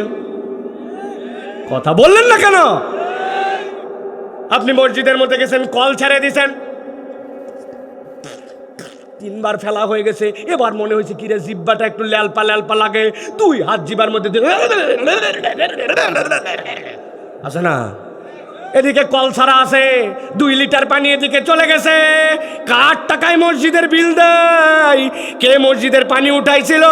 আল্লাহ নবী 1 লিটারের বেশি পানি খরচ করে নাই। আর আপনি বিরাট বড় রাষ্ট্রের জুলুম নিয়ে আসেন। আপনি ওযুর মধ্যে মসজিদের সাথে জুলুম করেন, 10 জনের টাকা নিয়ে ওই পানি উঠে ওই পানি অপচয় করেন। আল্লাহর কাছে হিসাব দেওয়া লাগবে। বুঝেন একটু? আল্লাহ ব্লেডের ধার তৈরি করছিল, যেটা জবাই করা লাগবে। নবী বলছেন দ্রুত জবাই করে ফেলো, যাতে করে সে প্রাণীটা কষ্ট না পায়। আপনার একটা ভোঁতরা বটি, ভোঁতরা, ওইটা দিয়ে ডলে যায় না, আবার কাল্লা মট করে ভাঙ্গায়, তাও কাটে না। আপনি মনে করছেন আমার মুরগি আমি ঠিক না জবাই করি না, গলায় করে আমার ব্যাপার। খবর আছে আপনার? আপনি মনে করছেন এটা জুলুম নয়, অথচ এই প্রাণীর জন্য আল্লাহ নবী বলছেন হাল্লা হাদাত্তা সাফরাতক, তুমি কি তোমার ওই অস্ত্রটা একটু ধার করে নিতে পারো না? একটা প্রাণকে কয়বার মারবে? আমার নবী বলে গেছেন। এই জন্য জুলুমটা বড় সাংঘাতিক। নিচের থেকে উপর পর্যন্ত হিসাব বরাবর করেন। বাহিরে আসলে বলে ওরে মুরব্বীর হাসি কি সুন্দর, আচরণ কি সুন্দর, হোয়াট এ ফ্রেন্ডলি মানুষ। কিন্তু উনার বউ জানে এটা একটা সাক্ষাৎ ফেরাউনের খালাতো ভাই। বাড়িতে গেলে দাজ্জাল মার্কা ওনার আচরণ আছে না নাই? এক কথা 2 কথা বলতে বলতে বউকে গালি দেয়, ময়াকার গয়ে দীর্ঘই কোথাকার। বানান করে দিব, দে বানান করে দে, ময়াকার দীর্ঘই বানান করে দে। কত বড় ব্যাকল! নিজের স্ত্রী, নিজের বিবাহিত স্ত্রী, নিজের সন্তানের মা তাকে উল্টা পাল্টা গালি দেয়। আল্লাহ বলছেন এইগুলা জুলুম, আল্লাহর কাছে হিসাব বরাবর করা লাগবে, ঠিক কি না? আবার যেইটাতে আল্লাহ বলেন তাড়াতাড়ি করে ধার দাও, ধার দিয়ে জবাই করো, ওইটার আবার অপব্যবহার আছে। আল্লাহ নবী বললেন দাড়ি ছেড়ে দাও, আপনি আবার জবাই দিচ্ছেন দাড়ি। আছে না? কথা বললেন না যে কেমনে জবাই দিলেন আপনি দাড়ি? আপনি মুসলমানের পরিচয়টা কেমনে দেন? 2-1 একটু হিসাব করেন। আল্লাহ বলেন ওয়াইন্নাকা লাআলা খুলুকিন আযীম। আমি আমার হাবিবকে বললাম তিনি হচ্ছেন নিক্তি, তিনি হচ্ছেন মানদণ্ড, তিনি হচ্ছেন বাটকারা। রাজশাহীর লোক বাটকারা চিনেন? চিনেছেন? হালে না আসলো সেই দিনে স্কেল ওজন, আগেতে ছিল বাটখারা। ইন্নাকা লাআলা খুলুকিন আযীম তাফসীর পড়ে দেখবেন, তাফসীর ইবনে আশুর, তাফসীরে কাবীর। আপনি বাড়ির কাছে তাফসীর আছে মারিফুল কোরআন, কালকে যাই খুলে দেখবেন। এই বাটখারার মানে কি? আমার নবী হচ্ছে হিসাব মেলানোর মানদণ্ড, আমি তার সাথে মিলছি কিনা। ওই নবী দাড়ি ছেড়ে দিলেন, দাড়ি রাখতে বললেন, দাড়ি কাটতে নিষেধ করলেন, গোপ ছোট করতে বললেন, আপনি কথাই শুনলেন না। আপনি ওই ধারের যন্ত্রকে অকামে ব্যবহার করলেন। আল্লাহর কাছে যায় জুলুমের তালিকায় উঠা লাগবে ভাই, হিসাব বরাবর করে চলা লাগবে। খালি মাহফিলে এসে হইচই হইচই করা যাবে না, ঠিক না? এই যুবক তোমার মুখে দাড়ি নাই কেন? রাখতে চাই, কিন্তু যার সাথে বিয়ের কথা চলছে এ বলেছে কোনো হুজুর পছন্দ করে না, এই জন্য খালি বিয়েটা করে নেই হুজুর, দেখবেন এরপরে ওরা ধোলায় পিটায় ঠিক করে আমি দাঁড়িয়ে রেখে দিব। বদমাইশ, পুরা টাটকা বদমাইশ। ওইটা তুমি ইমান ঠিক করতে পারো নাই। যেই বেটি তোমাকে বলতেছে যে দাড়ি না হলে, দাড়িওয়ালা হলে তোমার বিয়ে করবে না, ওরা বিয়ে করাই জায়েজ নাই, ঠিক না? ব্যাকল কোথাকার! তোমার থেকে ভালো পাত্র আল্লাহ পাত্রী আমার জন্য ম্যানেজ করে দিবে, কারণ তুমি নবীর সুন্নাতকে ডাইরেক্ট অপছন্দ করে ফিসকের মধ্যে ঢুকে গেছ, ঠিক না? একটা কথা মনে পড়ছে, বলবো, রাগ করবেন না তো। ঢাকায় নাকি কোনো এক টিচার খুব ইসলাম বিদ্বেষী, দাড়ি বিদ্বেষী। ওর আবার এক ছাত্র আছে, দাড়ি হচ্ছে একবারে ফুকু। আপনাদের এলাকার রাম ছাগল আছে না, দেখেছেন? কি সুন্দর দাড়ি, যত ঘাস খায় তত নড়ে, এটা দেখেছেন তো? ওই বেটার দাড়ি ওই রকম। তারা টিটকারি করে বলছে আই তোকে দেখতে তো আস্তা রাম ছাগলের মতো লাগে। এই কথা বললে ইমান চলে যেতে পারে, কিন্তু ওই ছেলে কোনো রাগ করে নাই। এই কথা শুনে সাথে সাথে বলছে ইউ আর অ্যাবসলিউটলি রাইট। কি রে, আমি করলাম অপমান আর উল্টা আমাকে বলতেছে ইউ আর অ্যাবসলিউটলি রাইট। এ আবার কেমন কথা? বলছে এই কথা বললি কেন? বলছে স্যার আল্লাহর কসম আমার বাড়িতেও রাম ছাগল আছে, আমার মতোই দাঁড়িয়ে যা আমি তাই বলছেন আপনি। রাগ করার কি আছে? তবে স্যার আপনি যদি এজাজত দেন তাহলে আমি আপনাকে একটা কথা বলতে চাই। বলছে বল বেটা বল। আমি যে কথা বলেছি তুই কিছুই বলিস না, এখন তুই বললে কি সমস্যা আমার?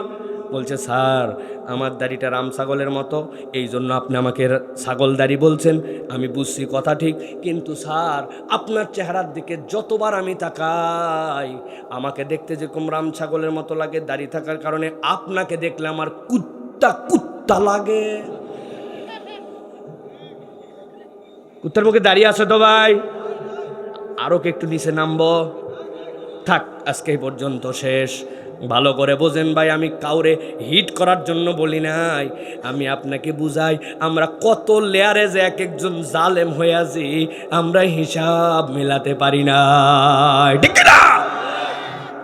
তোমার বাইক আছে, তোমার মোটরসাইকেল, তুমি হাওলার লাগাবা না কি লাগাবা?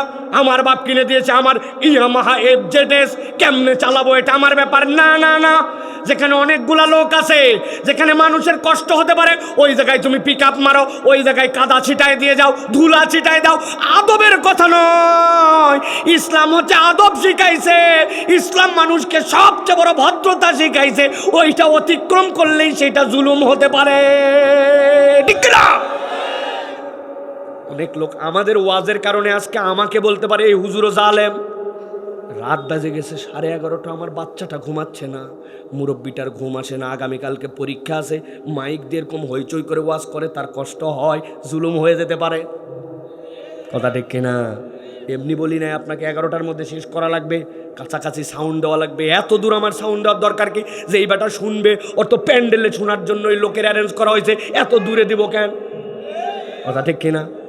আবার মাইক আলার যদি একটু সাউন্ড খারাপ হয়, তার যদি লম্বা না হয়, কই তোর আবার কিসের মাইক দিবি? একটা দরকার পড়লে রাজশাহী সিটি পর্যন্ত টাইনে দে, বলো পায়খানার মধ্যে থেকে ওয়াজ শোনায়। রাগ হচ্ছেন ভাই আপনারা? আল্লাহর হস্তে একটু রাগ হন। কতদিন এরকম রাগ সারা থাকবেন? রাগ হন, রাগ হলে ওয়াজ কাজ হবে। আলোচনা কি চলবে ইনশাল্লাহ? চলেন এবার 2 নম্বরে যাই। আল্লাহ বলতেছেন নবী আপনি দেখবেন আরেক দল অপরাধী আল্লাহর কাছে উঠছে। সংক্ষেপে বলি, আল্লাহ বলতেছেন ওই মানুষগুলার মাথা নিচু, ওই মানুষগুলা মাথা উঁচু করতে পারে না। চেহারা দেখে বোঝা যায় এরা অপদস্থ, খুব ভাব ছিল, খুব ডাঁট ছিল, উরে বাবারে বাবা গেট আপ ছিল, কিন্তু আজকে তারা অপদস্থ। চলেন এবার শুনি আল্লাহ কি বলে। আল্লাহ বলছেন নবী জানান, সূরা সাজদার 12 নম্বর আয়াতের মধ্যে আসছে, ওয়ালাউ তারা ইদিল মুজরিমুনা নাকিসু রুউসিহিম ইনদা রাব্বিহিম রব্বানা বসরনা ওয়া সামি'না ফারজি'না না'মাল সালিহা ইন্না মুকিনুন।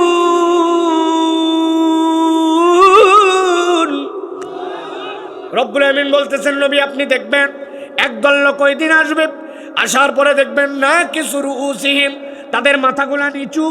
তাদের নাম কি? আল্লাহ বলছেন তাদের নাম হচ্ছে মুজরিম। কাদেরকে মুজরিম বলা হবে? মুজরিম বলা হবে তাদেরকেই দুনিয়ায় যেই মানুষগুলা আল্লাহর কাছে নিয়ামত প্রাপ্তিতে কোনো রকম আলাদা হয় নাই, সালাত আদায় করছে, আল্লাহ তারেও বিঘাপতি সম্পদ যা দিছে, ধান দিছে, নামাজ পড়ে নাই তারেও তাই দিছে, নামাজিও আখ লাগাইছে যে মিষ্টি পাইছে, বেনামাজিও মিষ্টি পাইছে, নামাজি খ্যাত চর্চা করছে তার জন্য যে বৃষ্টি আসছে, বেনামাজির জন্য আসছে, আল্লাহ পার্থক্য করে নাই। কিন্তু ওই দিন যাওয়ার পরে অপরাধী যারা তাদেরকে আলাদা করে দিবেন আল্লাহ। আল্লাহ বলছেন ওই মুজরিমদেরকে আপনি দেখবেন না কিছু রুউসিহিম ইনদা রাব্বিহিম, আল্লাহর সামনে মাথা নিচু করে আছে। পুরা হাসরের ময়দানের লোক বুঝে ফেলবে এই আসামি তো অন্য আসামি নয়, আজকে ধরা খেয়ে গেছে। আল্লাহ রাব্বুল আমিন বলতেছেন যেই না তারা মাথা নিচু করবে, কিন্তু একসাথে তারা বলতে শুরু করবে রব্বানা বসরনা ওয়া সামি'না, আয় আল্লাহ আজকে আযাব দেখে ফেলছি, আজকে আমরা শুনে ফেলছি তোমার সত্যর প্রমাণ, আজকে তোমার কাছে ফরিয়াদ, ফারজি'না, আল্লাহ আমাদেরকে একটু দুনিয়ায় ফেরত পাঠাও। আওয়াজ দিয়ে বলেন দুনিয়ায় কি হাসরের ময়দানতে ফেরত আসা যাবে? কেন যেতে চাও? ছিলে তো দুনিয়ায়। আল্লাহ আমাদের ছোট্ট একটা অপরাধ, এবার যদি ফেরত যাই না'মাল সালিহা, আল্লাহ আমরা এবার ভালো ভালো কাজ করে আসব। ইন্না মুকিনুন, আমরা পূর্ণ বিশ্বাস নিয়ে তোমার কাছে ফেরত আসব। তার মানে এই আসামি ধরা খাইছে, দুইটা অপরাধী, দুনিয়ায় ভাবসাব নিয়ে চলছে কিন্তু বিশ্বাস মজবুত হয় নাই। আর 2 নম্বরে ঠাটবাট নিয়ে ঘুরছে কিন্তু আজকে আল্লাহর কাছে দেখানোর মতো আমল নামা নাই। ঠিক না? এখানে কারা কারা মোবাইল ব্যবহার করেন হাত তোলেন। থাক থাক থাক থাক, ভুল বলছি, সরি। কারা কারা মোবাইল ব্যবহার করেন না হাত তোলেন, ঠিক না? হ্যাঁ, ম্যাক্সিমাম মানুষ মোবাইল ব্যবহার করে। আমি আপনাদের তরুণদের কাছে বলি, যুবকেরা আমার দিকে তাকাও। তোমার সিমের মধ্যে একটা অফার আসছে, 110 টাকা যদি থাকে 30 জিবি ইন্টারনেট, 1 মাস মেয়াদ। অফারটা কি খারাপ না ভালো? ওরে আল্লাহ, বাম্পার অফার, 1 মাস মেয়াদ, 30 জিবি ইন্টারনেট 110 টাকায়। আগামী 24 ঘন্টা এই নাম্বারে তুমি সেন্ড করো টাকা, অটোমেটিক চালু হয়ে যাবে। এটা অফার প্যাকেজ। চেক করছে, চেক করে দেখে 109 টাকা 90 পয়সা। শর্ট কত? কথা বলো একটু ভাই। চিন্তা করছে 3 বছর ধরে এই সিম ব্যবহার করতেছি, আল্লাহ বাঁচালে নাম্বার যে পরিমাণ পরিচিত হয়েছে, এটা আগামী 1 বছর ছাড়বো না। টাকা কত তুললাম, আরও তুলবো, যা আছে কপালে, সমস্যা নেই, 10 পয়সার মামলা তো। সাথে সাথে সেন্ড করে দিয়েছে। 10 সেকেন্ডের মধ্যে ফিডব্যাক মেসেজ আসছে, you have not sufficient balance, please recharge, then you will try again later. কথা বলেন, আপনার নাকি পর্যাপ্ত টাকা নাই, আবার চেষ্টা করেন রিসার্চ করে। শর্ট কয় পয়সা? কথা বলেন, কয় পয়সা? আপনি ওই সিম ব্যবহার করেন, আপনি ওই সিম রাখবেন, আগেও টাকা তুলছেন হাজার হাজার, আগামীতেও তুলবেন, কিন্তু আপনার প্রতি বিশ্বাস করতে পারে নাই, 10 পয়সা নাই, এই জন্য আপনার মেসেজটা ফরওয়ার্ড করে দিয়েছে, আপনার অফার চালু হয় নাই। কথা ঠিক কিনা? আল্লাহ বলছেন, যুবক একটু মাথা খাটা ভাই, কাঁথা খাটা। যত মডার্ন জেনারেশন আসছে, আপডেট হয়েছে, দিন বোঝা সহজ হয়ে গেছে। আল্লাহ বলছেন, ওই দিন যাওয়ার পরে বলবি না আমাল সালিহা, আল্লাহ আবার আমি ভালো কাজ করার জন্য সুযোগ চাই। আল্লাহর কাছে আপনি সুযোগ পাওয়ার পরেও আমলে নেন নাই। আপনি চিন্তা করছেন এসএসসিটা শেষ করি, এরপরে খারাপ বন্ধু বাদ দিয়ে দেব, এইচএসসি খালি পাস করি, ওইসা নামাজ ধরবো। এই তো রোজা, রোজার থেকে ধরছি না ধরছি, খালি একবার হজ করে আসি, দেখিস বেটির বিয়ে হোক। আছে না? খালি ঠেলতেছে আর ঠেলতেছে। আল্লাহরে হাইকোর্ট দেখাচ্ছে, আগামী জুমা, নেক্সট হজ, বেটির বিয়া, আর একটু বড় হই, একটু বয়স হোক। এইরকম করতে করতে জীবনের স্টেজ পার হয়েছি। আল্লাহ বলছেন, আজকে আসার পরে না কিছু রুসিহিম ইনদা রাব্বিহিম, পুরো হাসরের ময়দান দেখবে এদের মাথা নিচু হয়ে গেছে, আর আল্লাহকে বলবে, আল্লাহ চান্স দেওয়ার একটা ওয়ান মোর টাইম, আমি একটু যেতে চাই দুনিয়ায় নেকামল করার জন্য।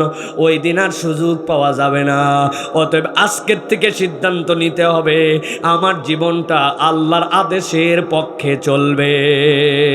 ঠিক না? রাজি আছেন? রাজি আছেন?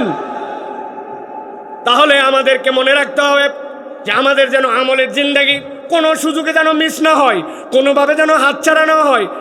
আপনাকে এইটার মধ্যে যদি আপনি কোনো সময়ের অজুহাতে আপনি ছোট ছোট আমল আস্তে আস্তে বাদ দেন, আপনার সময়ের বরকত কমে আপনার জীবনটা আরও বেশি কমপ্লিকেটেড হয়ে যাবে। হাতে সময় নাই, এই জন্য নামাজ নাকি পড়ে না। দোকানের কারবার এখন অনেক জমজমাট, এই জন্য দোকান ছেড়ে যেতে পারে না। অনেক বেশি ব্যস্ততা, বাজার হাট, এই জন্য তারাবির জামাত বাদ দিয়ে দেয়। এরকম লোক আছে কিনা? সামনে রমাদান, হুঁশ করে চলেন। আর একটা পয়েন্ট বলি, যেটা আমাদের জন্য সবচেয়ে গুরুত্বপূর্ণ, শুনবেন তো ইনশাল্লাহ? আছেন তো ইনশাল্লাহ? চলেন এবার প্রিয় ভাইরা, ফাইনাল। আল্লাহ রাব্বুল আলামিন বলতেছেন, কিয়ামতের দিনে তো সকলে আসবে, কিন্তু আশ্চর্যভাবে একদল লোককে দেখা যাবে, এরা উঠে দাঁড়াতেই পারে না। নাউজুবিল্লাহ বলেন। ফাসিল দুনিয়ায় বিশাল বিশাল স্লোগান দিয়ে ঘুরছে, অমুক ভাইয়ের চরিত্র ফুলের মতো পবিত্র, নামাজ পড়েনি ফজরের জামাতে, বিগত 40 দিন বাংলাদেশের কোন মসজিদে 1 ওয়াক্ত আছে না? না, বিশাল লিডার। আগে অন্যরকম ছিল, উল্টাপাল্টা কথা বলে, বাম বাম, অমুক তমুক, আরাম, উল্টাপাল্টা। এখন মাথার উপরে এইরকম করে টুপি লাগায়, এইরকম করে বসছে, মুনাফেকের বাচ্চা মুনাফেক। আছে না নাই? আপনাদের সামনে চলে আসবে, দেখবেন আপনি এই দৃশ্যগুলা, আপনি সামনে পিছনে ডানে বামে দেখতে পাবেন ইসলামের পক্ষে না, ইসলাম পছন্দ করে না, কিন্তু পোস্টারের উপরে বিসমিল্লাহির রহমানির রহিম লিখে দিছে। আছে না না? ব্যাককল আল্লাহর আইন কিচ্ছু পছন্দ করবে না, কিন্তু উপরে বিসমিল্লাহ। আছে না নাই? খালি হুদা হুদা ঠিক ঠিক বললেন না আপনি, দোষ আমাদেরও আছে। কি দোষ আমাদের নাই? ওইগুলাই আমরা দেখি, কিন্তু আমাদের মাথার মধ্যে গোবর ঢুকে গেছে। আল্লাহ বলতেছেন আল্লাহর কাছে আসবে, দাঁড়াতো তো, কিন্তু আজকে তো দাঁড়ায় না। আল্লাহ বলতেছেন হালতটা কেমন হবে দেখো, ও তারা কুল্লা উম্মাতিন জাসিয়া, একদল লোক নতজানু হয়ে বসে গেছে। আল্লাহ বলতেছেন কেন? কুল্লু উম্মাতিন তুদা ইলা কিতাবিহাল ইয়াউম, আল্লাহ বলছেন প্রত্যেককে আজকে তার কিতাব সহ ডাক দেওয়া হবে। যেই না তারা কিতাব দেখবে, আল্লাহ বলছেন তুজজাউনা মা কুনতুম তা'মালুন,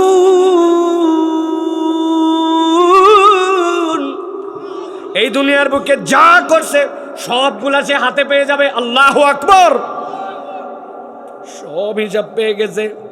আল্লাহ বলছেন হাযা কিতাবুনা ইয়ানতিকু আলাইকুম বিল হক, এই কিতাব তো সেই কিতাব যেই কিতাব হক সহ আসছে।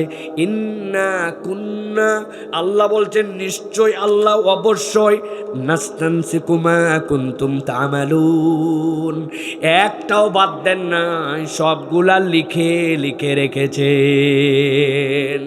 কেন আল্লাহ এই কথা বললেন? কারা ওই দিনে আসামির কাঠগড়ায় দাঁড়ায় যেতে পারে? আপনাদের এলাকায় যদি থাকে তাহলে আওয়াজ দিয়ে, না থাকলে কোনো কথা বলবেন না। এইরকম দাড়িওয়ালা, বয়স হয়ে গেছে 60 পার, এলাকার মধ্যে একটা ডাঁট নিয়ে ঘোরে, নামাজ কালাম মসজিদে যায়। এক লোক একদিন আসরের নামাজের পরে তার কাছে গেছে, মুরব্বী 1000 টাকা একটু হাওলাত দেন, ডিস্টার্ব করিস না, এখন হাতে টাকা নাই। বলছে বাবা বড় বিপদে আসছি, আমার বাচ্চাকে ডাক্তার দেখানো লাগবে, 1000। বললাম হাতে টাকা নাই, ডিস্টার্ব করিস না, এখন আমি আপনার কাছে না বুঝে আসি নাই, এত লোক থাকতে আপনার কাছে কেন আসছিস? আজকে হচ্ছে বুধবার, যদি 1000 টাকা দেন, আল্লাহ মাসালা আগামী শনিবারে যদি ফেরত দিতে পারি 1250, আর ডেট মিস করলে যদি বুধবার হয় আবার 1350। বলছে ব্যাককল কোথাকার, মানুষের হাতের টাকা থাকে নাকি? বাড়ি চল, বাড়িতে নিয়ে চলে গেছে। তো 1000 টাকা দিছে, দিয়ে বলছে লাগলে আরো বল। তো চাচি আম্মাও বসে নাই, মুরব্বী মানুষ বাড়িতে বসে কি করবে? সেও 25,000 টাকা খাটাচ্ছে, আল্লাহ দিলে ব্যবসা ভালো। তবে যা করবি তাড়াতাড়ি কর, ছোট দিনের বেলা মাগরিবের আজান হয়ে গেছে, আমি জামাতে যে নামাজ ধরবো। আসরের নামাজ পড়ে আসে, দাদনে টাকা লাগায়, সুদে টাকা খাটায়, মানুষকে সুদের কারবারের সাথে জড়িত করে, আবার মাগরিবের নামাজ পড়তে যায় এইরকম 2 নম্বর মুনাফেক মার্কা দাড়ি টুপিওয়ালা মুসলমান নামদারি প্রত্যেক এলাকায় কিছু মানুষ আছে না নাই? হিসাব মিলায়েন। আল্লাহ বলতেছেন ইন্না কুন্না নাস্তানসিকু মা কুনতুম তা'মালুন, কোন ভক্কর চক্কর চেহারা নিয়ে তুমি কি করছো?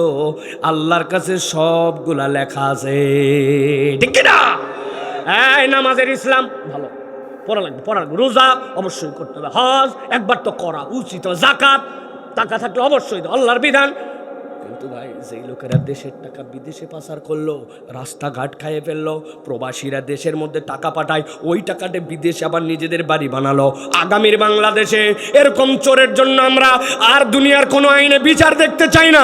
চোরের বিচার কোরআনের আইন দিয়ে হোক। ডাকাতি যদি করে ডান হাত বাম হাত কাটা যাবে। কোনো মহিলাকে যদি বেইজ্জতি করে তাহলে এই বেইজ্জতি আল্লাহর আইনে বিচার হবে, নিচের থেকে উপর পর্যন্ত আল্লাহর দেওয়া প্যানাল কোডে এই দুনিয়াটা চলুক, দেশটা চলুক। এই কথা বললেই বলবে এটা তো রাজনৈতিক মাহফিল না, ওই লোক রাজনীতি করে, এই বক্তা তো এরকম ছিল না।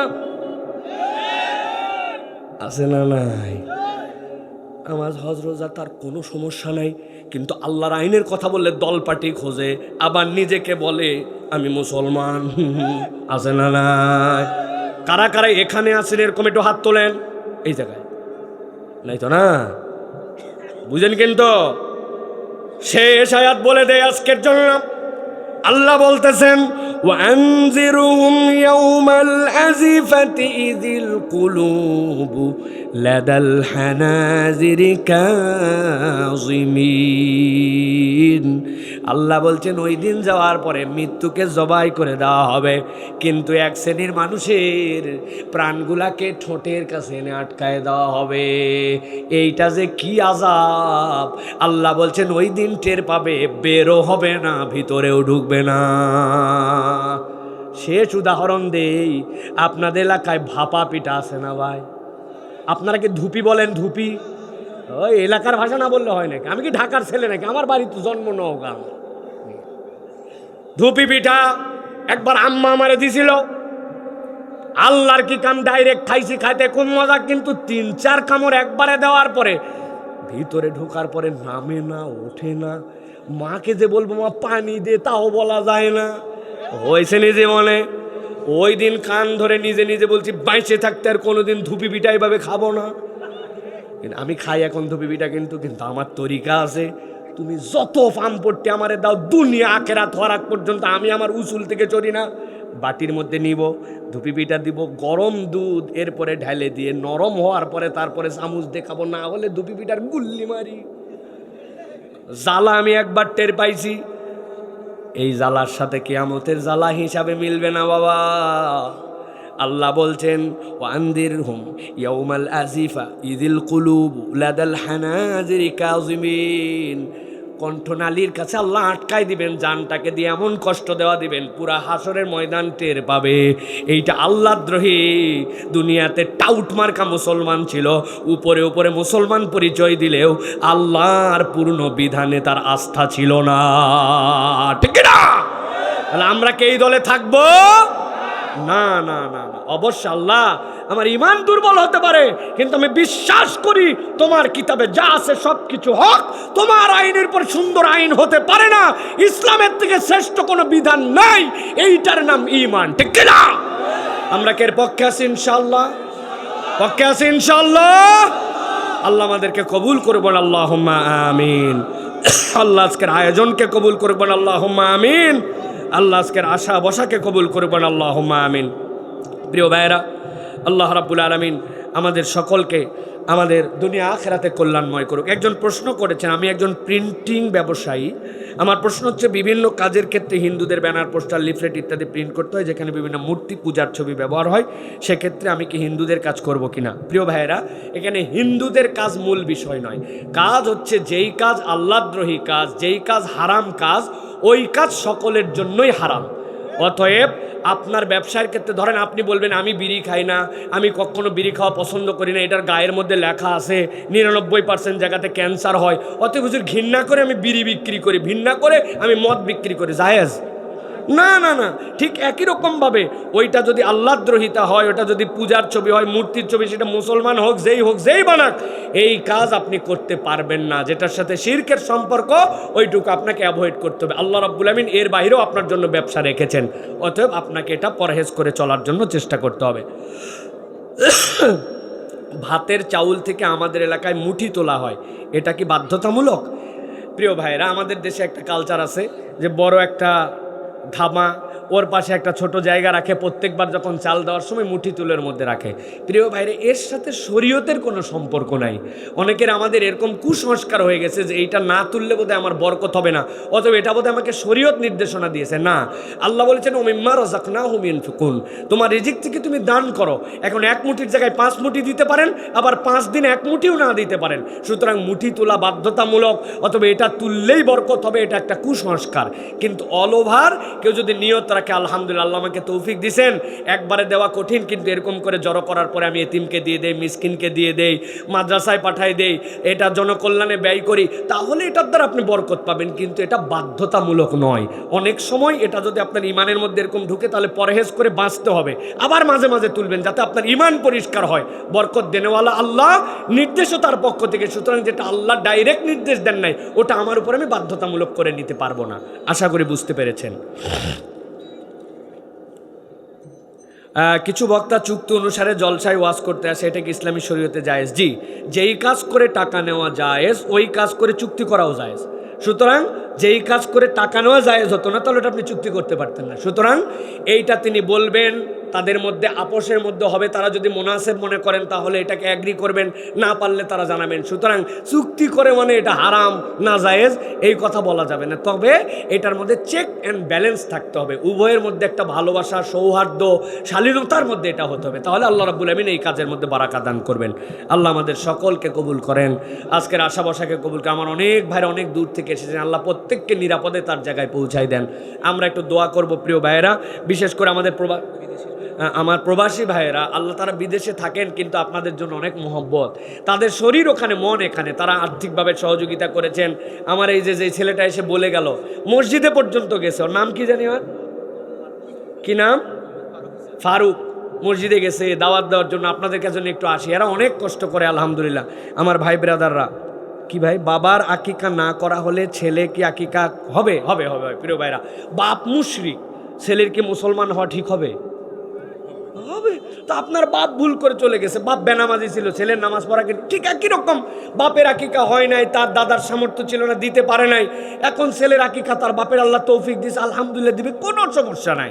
আপনার জন্য বা সন্তান যেদিন হবে, শুক্রবার হয়েছে পরের বৃহস্পতিবার, 7 দিনের দিনে দেওয়া সুন্নাত, আপনি পারেন নাই 21 দিনের দিন আপনি দিতে পারবেন, এরপরে জায়েজ, আপনি চাইলে দিবেন, না চাইলে দিবেন না, কিন্তু দিনের সুন্নাত 7 থেকে 21 পর্যন্ত। এখন আল্লাহ আপনার তৌফিক দিয়েছে, আপনি চাইলে আপনার নিজের আকিকা নিজে দিতে পারবেন, সমস্যা নাই তো। আপনি বলবেন হয় নাই, হবে না কেন? দিনের সুন্নত আদায় হয় নাই, আকিকার সুন্নত আদায় হয়ে গেছে। সুতরাং সে পারে নাই, তার সন্তানের দিতে পারছে, কোনো সমস্যা না। আরেকটা ভুল আপনাদের, আকিকার গোস্ত বাপ মা খাইতে পারে না, তাই না ভাই? আকিকার গোস্ত একমাত্র গোস্ত যেটা বাপ মা পুরা খাইতে পারে, আর কিচ্ছু ডানে বামে তাকান লাগবে না, আলহামদুলিল্লাহ। এই জন্য এটা আমাদের জন্য আল্লাহর পক্ষ থেকে দয়া, আমাদের জন্য। আল্লাহ আমাদেরকে বোঝার তৌফিক দান করেন। আল্লাহুম্মা সাল্লি আলা সাইয়্যিদিনা নাবিয়িনা শাফিনা হাবিবিনা মাওলানা মুহাম্মদ। আস্তাগফিরুল্লাহাল আযীম আল্লাযী আতুবু ইলাইহি লা হাওলা ওয়ালা কুওয়াতা ইল্লা বিল্লাহ। আল্লাহুম্মা আমিন। আল্লাহুম্মা রাব্বানা যালামনা আনফুসানা ওয়া ইল্লাম তাগফির লানা ওয়া তারহামনা লানাকুনান্না মিনাল খাসিরিন। اللهم أعنا على ذكرك وشكرك وحسن عبادتك يا رب العالمين। দয়াময় মেহেরবান মাহমুদ আল্লাহ, আজকের আয়োজনকে আপনি কবুল করে নেন, কোরআনের বলাকে, কোরআনের শোনাকে ইবাদত হিসেবে লিখে নেন। আল্লাহ এটা যদি কবুল হয়ে যায়, আল্লাহ এই কবুল ইবাদতের উসিলায় দয়া করে মেহেরবানি করে আপনি আমাদের জীবনের গুনাহ খাতাগুলো মাফ করে দেন। আল্লাহ আমাদের ছোট গুনাহ, বড় গুনাহ, জানা গুনাহ, অজানা গুনাহ আপনি মাফ করে দেন। আল্লাহ আমরা মুসাফির অবস্থায় আজকের মাহফিলে অনেক মানুষের আল্লাহ দূর দূরান্ত থেকে আসছেন, আল্লাহ এতগুলা বাইক নিয়ে, আল্লাহ খুব কম মাহফিলে মানুষ আসে মোটর সাইকেল নিয়ে, আল্লাহ আমার এই দূর থেকে আসা ভাইদেরকে আল্লাহ আপনি কবুল মঞ্জুর করে নেন। আল্লাহ আমাদের কোনো তোমার কাছে ফরিয়াদ আর চাওয়া নাই, এই মুহূর্তের ফরিয়াদ আল্লাহ তুমি তোমার নিজ দয়ায় আমাদের গুনার দিকে না তাকায়া তোমার রহমত দিয়ে আমাদেরকে মাফ করে দাও। আমাদের আব্বা আম্মা যাদের কবরে মাফ করে দাও। আল্লাহ আমাদের যাদের পিতামাতা বেঁচে আছে হায়াত দারাজ করে দাও। আল্লাহ আমাদের অনেকের অভাবের সংসার টানাটানি আল্লাহ দূর করে দাও। আমাদের কামাই রোজগার আল্লাহ বরকত দিয়ে দাও। আমার তরুণদেরকে ইসলামের জন্য কবুল করে নাও। আল্লাহ মাহফিল বাস্তবায়ন আল্লাহ প্রবাসী ভাইয়েরা যে সহযোগিতা করেছে আল্লাহ তাদের রিজিকে বরকত দাও, হায়াতে বরকত দাও, নিরাপত্তার জীবন দাও। আল্লাহ এই দেশে তাদের আত্মীয় স্বজন যারা থাকে তাদের আল্লাহ তুমি জিম্মাদার হয়ে যাও। আল্লাহ তোমার কাছে ফরিয়াদ, আল্লাহ জীবনে একবার খানায় কাবার চত্বরে বসায় আমাদেরকে কাবা দেখায় দেখায় দোয়া করার তৌফিক দিয়ে দাও। আল্লাহ হজের সফরে, উমরার সফরে আমাদেরকে কবুল করে নাও।